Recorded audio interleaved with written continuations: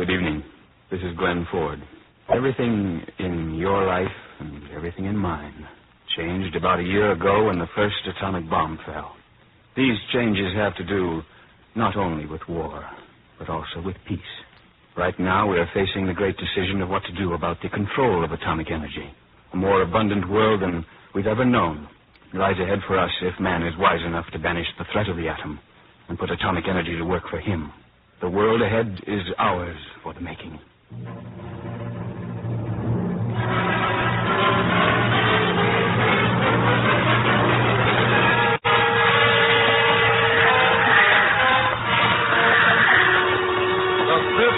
Horseman. 4 horsemen rode across the land, and their names were War, Pestilence, Famine, Death. And to these now is added a 5th horseman, the threat of the atom.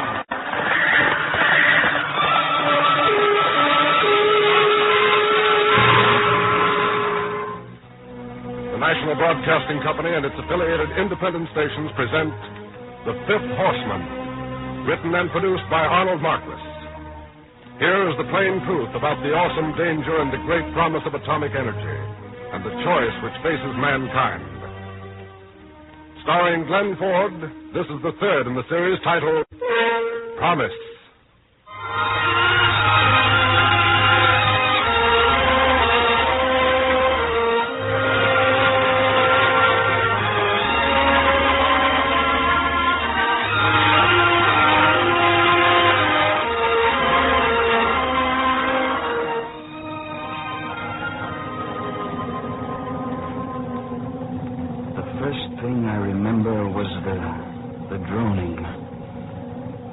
High-frequency hum. I stirred in my seat, tried to figure out what it was. It was like a strange presence needling my consciousness. Slowly, I opened my eyes. 70 or 80 men and women were sitting around in what seemed to be a long aluminum and plastics living room. A dozen or more were dancing to the music that seemed to come from nowhere.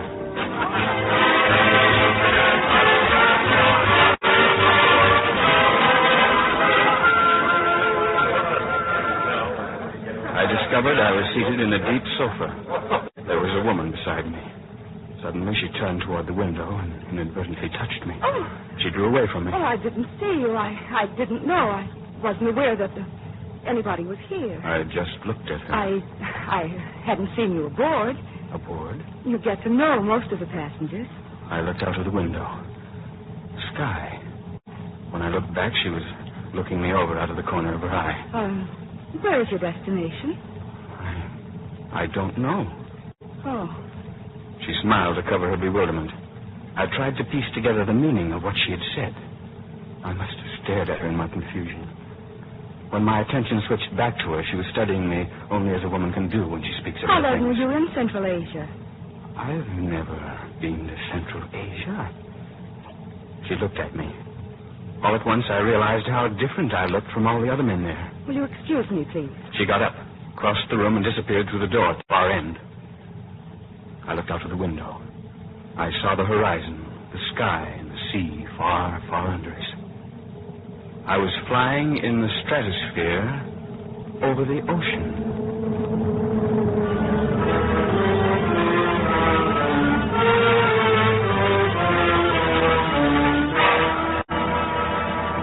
How did I get there? Where had I come from? Where was I going? The questions tumbled over each other and was lost in the swirling vortex of my mind. I'm in a plane, that's sure. Must be a giant. And something tells me that there's another deck below this. Sleeping quarters, probably. This plane must carry 400 passengers. Oh, no. No, there isn't a plane that big on Earth. How did I get here? Let's see now. There's the sun. We must be traveling eastward. What did that woman say? Central Asia? Then that must be the Pacific down there.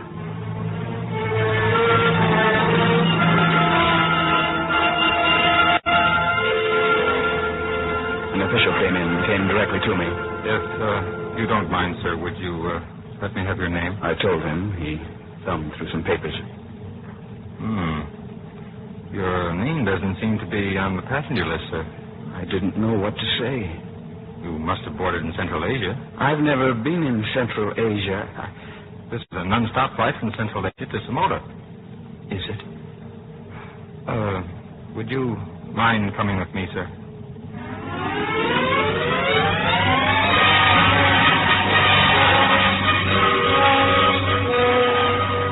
They asked me all the usual questions. You must have some means of identification. Yes, I do.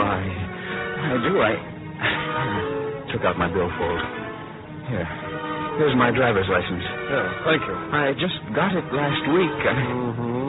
Strange-looking thing. Why, this was issued July 10th, 1946.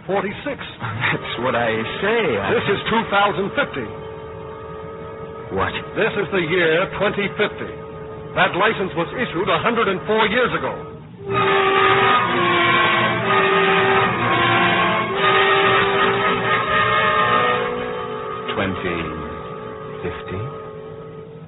The thought stunned me. What had happened to my family, my home, my friends?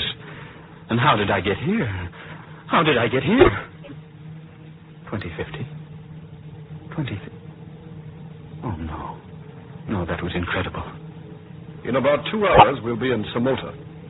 Samoa? What is... Well, where is Samoa? The captain looked at the first officer. That's a little like asking where is Adamville, the big atomic community in Alaska, or the desert city in North Africa. Atomic communities? Samoa was the first, you know. That's the reason for the big centennial they're now preparing. The 100th anniversary? Yes, that's what they're getting ready to celebrate. The 100th anniversary of the founding of Samoa. Most of our passengers from the atomic communities in Central Asia are en route to Samoa for the celebration. The people on this ship? All those men and women I saw in the living room, the club room? Yes. They live in Central Asia? Yes. They have everything in Central Asia that Samoa has. A matter of fact, many of them originally came from Samoa. They're coming back for a homecoming. Where is Samoa? Where? In North America. The first officer looked at the captain. Samoa is an atomic community of some millions. The biggest atomic community in North America, larger than the one in the Yukon. The Yukon? You mean up in Alaska? On the border of Alaska, yes, up there in the northwest, around the richest nickel ores in the world. They have big industrial plants there. But the climate of Samoa is much more pleasant, and this is the reason for Samoa's great popularity. Just as people once flocked to California, they have for the past 80 years been flocking to Samoa. But where is Samoa? It seems a little strange to meet somebody who doesn't know, but the community of Samoa is situated in what is still called by tradition the Great American Desert. Most of it is now fertile green land due to atomic power which made large-scale irrigation possible.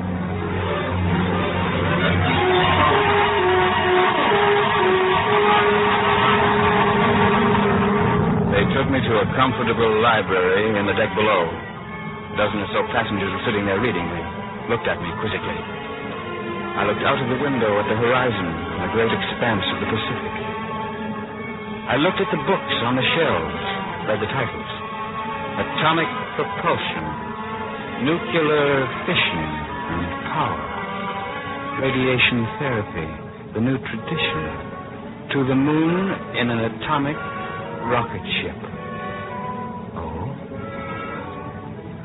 The age of space travel. There was not one about war. Not one title mentioned atomic bombs. I sat down and tried to think.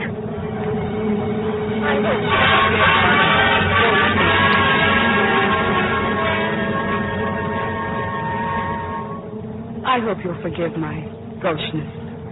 The young woman I'd sat next to in the living room above was there in the library. Her name was Star. I was so startled that So was I. When you said you'd never been to Central Asia. Yes. Yes. Are you going to Samoa? That's my home. I'll be so glad to get back. I've never been to Samota. Where have you been? Were you born in Samota? Yes. So were my parents and my grandparents. But my great-grandparents were immigrants. They came from New York. They never did like the crowded city. And when Samota was first laid out in the desert, they were among the first ones to come out there and settle. You see, great-grandfather was one of the men who worked on that atomic bomb. Your great-grandfather? Yes. In a small way, he was a laboratory assistant in that place in New Mexico when they made the first bomb. That's why he had so much faith in Samota. Most people at that time, back about 1950, didn't realize what could be done with atomic energy. There's no place like it today. Green and lush. I like it better than the atomic communities in Central Asia and Central Australia. You haven't been there, I suppose. No, I haven't.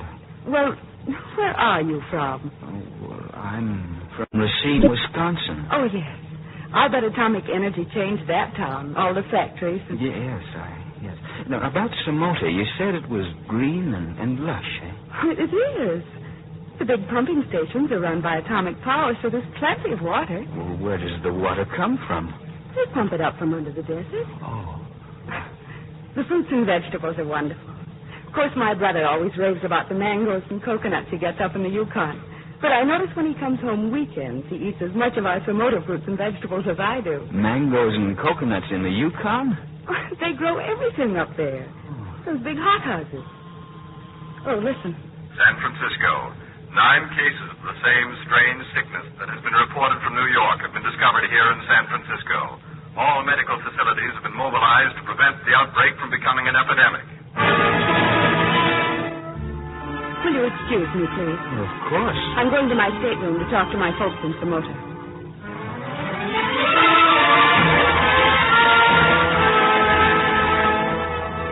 Everyone left the library. I stood there uncertainly for a minute. Then I sat down and looked out of the window. There was the coastline. The speed we crossed that coastline gave me the first inkling of how fast we were traveling. We were over the mountains, and there was the desert. And there was Samota. The biggest community I'd ever seen in my life. My heart pounded with excitement as we came down to a landing.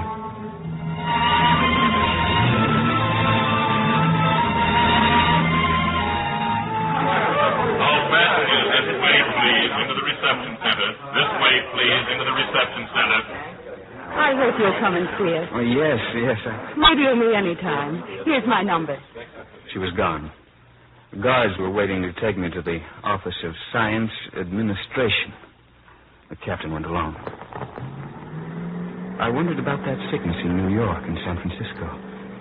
What kind of a disease is it, Captain? No one seems to know. The highways were freeways, 12 lanes wide and one-way traffic. The trees, the shrubbery, the grass, everything was green and lush. The air was clear. That's because there's no soot or smoke here. I was going to say... All our power and heat here are created by atomic energy. You don't use coal at all? Oh, no.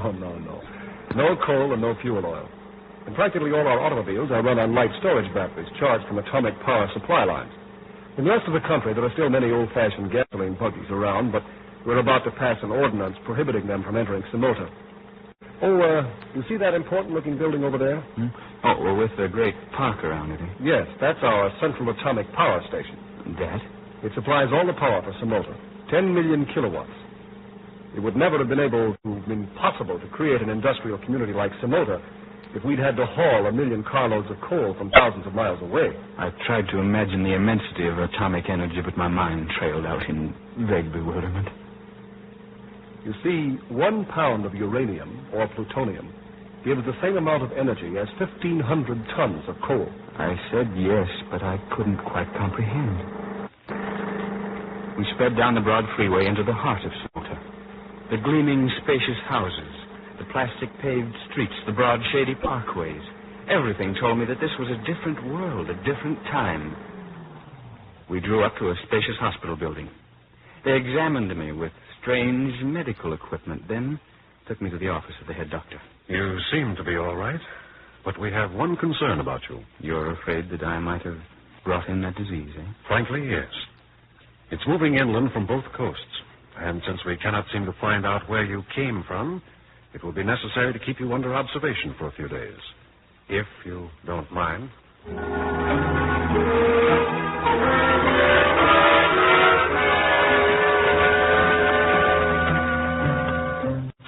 They put me up in comfortable quarters with a solar patio, an excellent bath, swimming pool. For the next few days, I spent most of my time watching the television screens. I saw what was going on all over the world. Peace and plenty seemed to have settled everywhere. The new atomic cities in North Africa, Central Australia, Central Asia, Alaska, and Iceland, and on previously barren Pacific islands, had become centers of a new civilization. There was a great feeling of community between the citizens of these atomic communities all over the world, and it helped to bring the nations of the world close together. And then I saw New York. That's what shocked me most. What had happened to New York? The scientist dropped in frequently to talk to me. This industrial development of Samota and other atomic cities would not have been possible if fuel oil or coal had to be brought in, or electric power lines carried far overland. Well, then coal is no longer transported around the country? Only on short hauls. Nowadays, coal is used for better purposes, to make gasoline and lubricating oils and plastics and medicines and thousands of other things we cannot make from uranium. Coal is too precious to burn.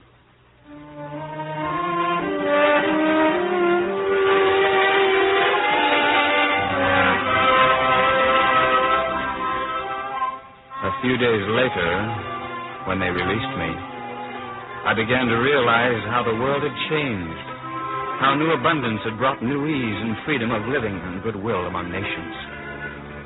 Yes, I'll come over and pick you up. I talked to Star by radio from my quarters. I'll be there in 15 minutes.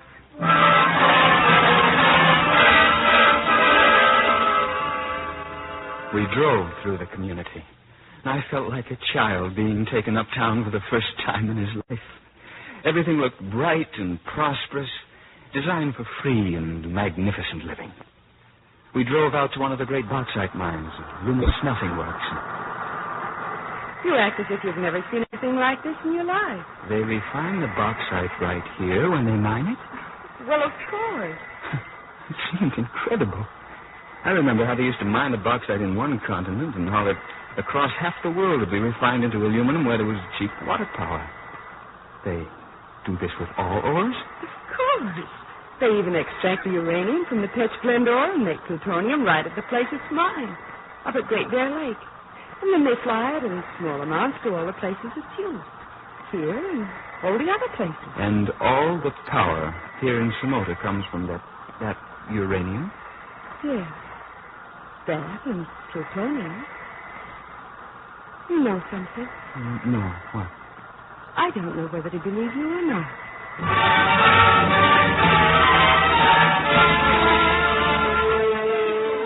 I learned that the war and the water under Samota had been traced by radioactivity. They designated the site for the community right over a subterranean lake. The engineers had sunk the wells with atomic energy, and for 100 years now had been pumping the water with atomic energy. The water had irrigated the desert and made the community. The impact of it all bewildered me.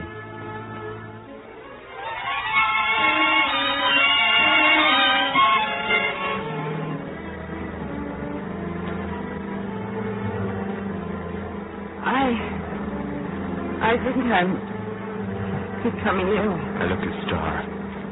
She was white. My head ached. It suddenly occurred to me she was really the only person in this new world that I knew personally. The only one who had any interest in me. She stopped the car. You drive. Get me to the clinic, please.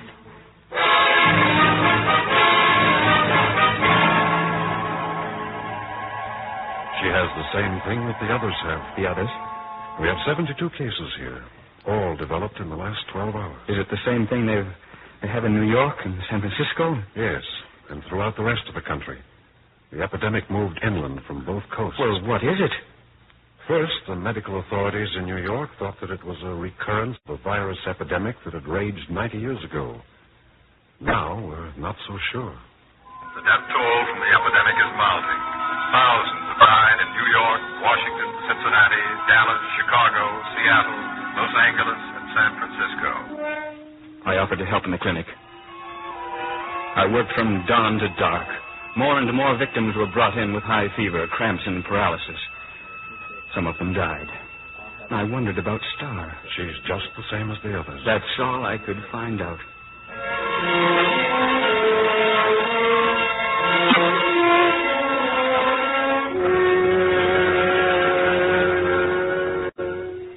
They were working with hundreds of different radioactive elements and compounds in the hospitals at Somota, all made radioactive by atomic energy.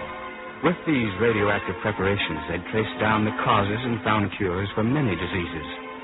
And when the sheep on the ranges outside Somota had mysteriously died, they had traced the deaths with these isotopes to contamination in the grass, and then to a contaminated well many miles away.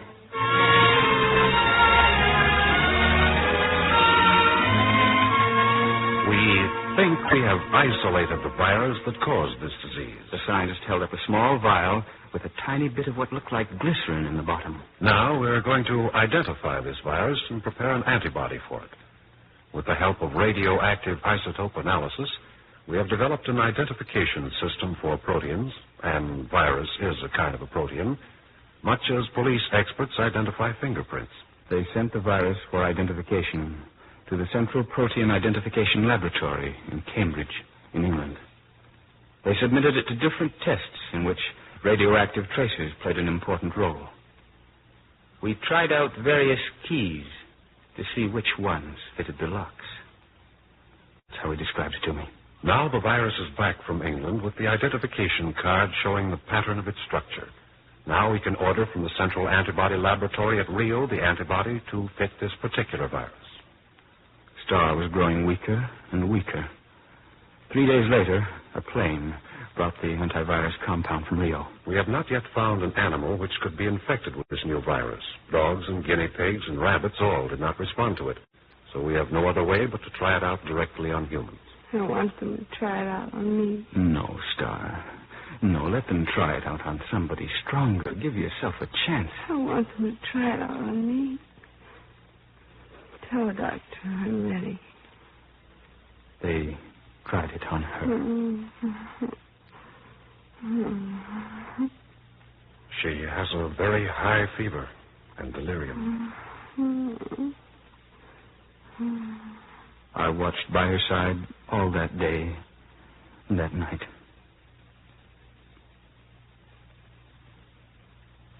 Hello. Hello, Star. I think she's past the crisis.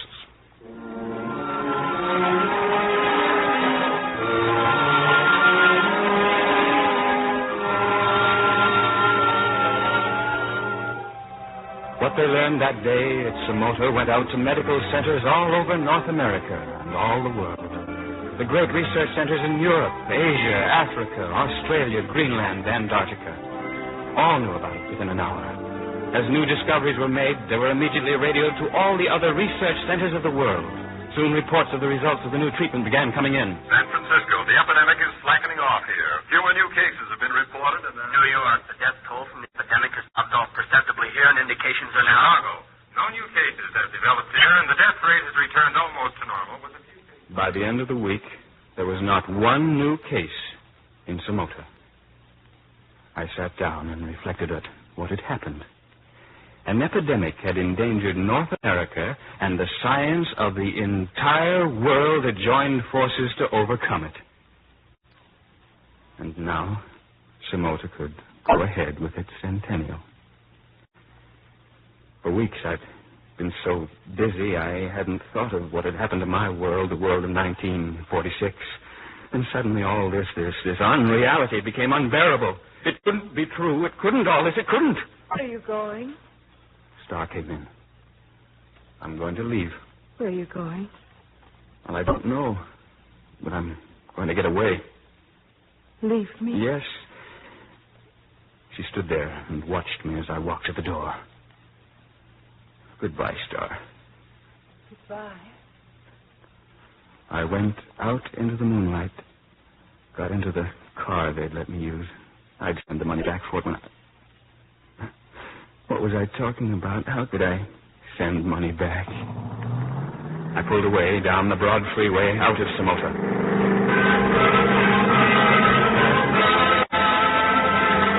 I drove all that night, faster than I'd ever driven in my life. All the things that had happened since I wakened on that plane raced through my mind and kept time with the speeding motor.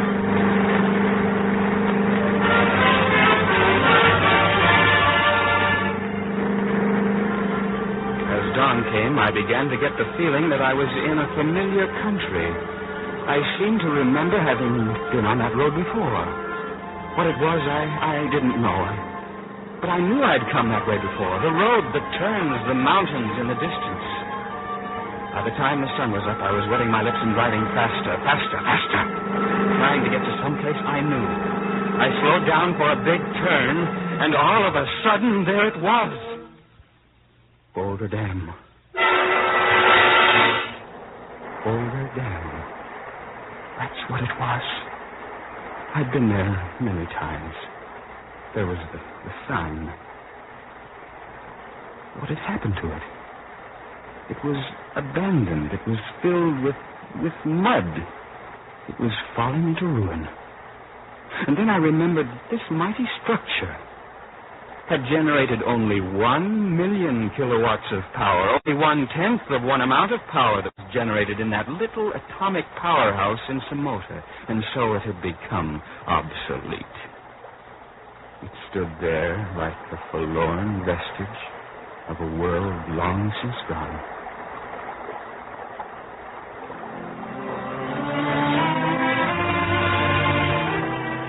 Then this really was the year 2050. I wondered what happened to the world of 1946. The nations must have gotten together somehow and prevented atomic energy from being used for war. But how did they do it? Then I remembered what I had seen. In the streets of Samota, there were several young Chinese, Spaniards, and Russians wearing gold badges with the letters ADA, and suddenly it struck me. That must mean Atomic Development Authority, the plan for international control that there was so much talk about back in 1946. It must have gone through. This was a new world, in the age of the atom. I knew then that I could never go back to the world of 1946. The only person I really knew in this world was Star.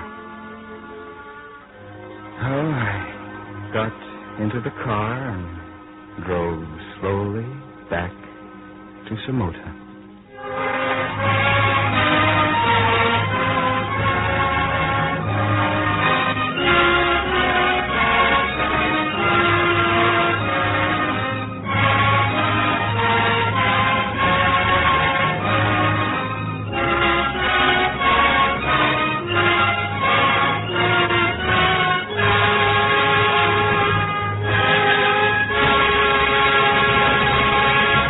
Ladies and gentlemen, you have just heard Glenn Ford in the third program in NBC's new series, The Fifth Horseman, written and directed by Arnold Marquis.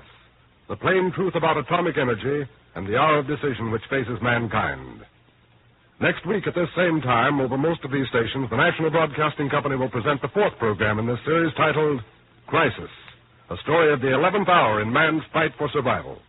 Glenn Ford appeared tonight through the courtesy of Columbia Pictures and is currently to be seen opposite Rita Hayworth in Gilda, and will be starred in the forthcoming picture Gallant Journey. The original music for tonight's program was composed and conducted by Thomas Peluso. The Fifth Horseman came to you from Hollywood. This is NBC, the National Broadcasting Company.